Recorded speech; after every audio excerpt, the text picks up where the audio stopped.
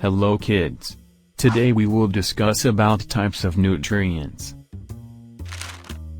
There are 5 types of nutrients: carbohydrates, proteins, vitamins, fats, and minerals.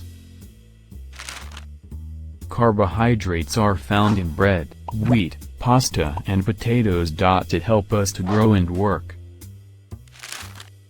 Vitamins protect us from diseases and found in fruits and vegetables.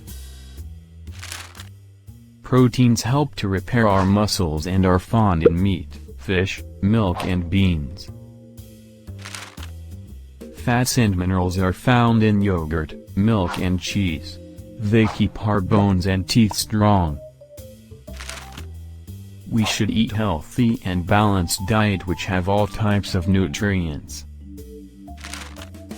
For a happy and healthy life we should eat all types of food like meat, fish, cereals, beans, milk, fruits, vegetables, etc. Subscribe the channel and thanks for watching.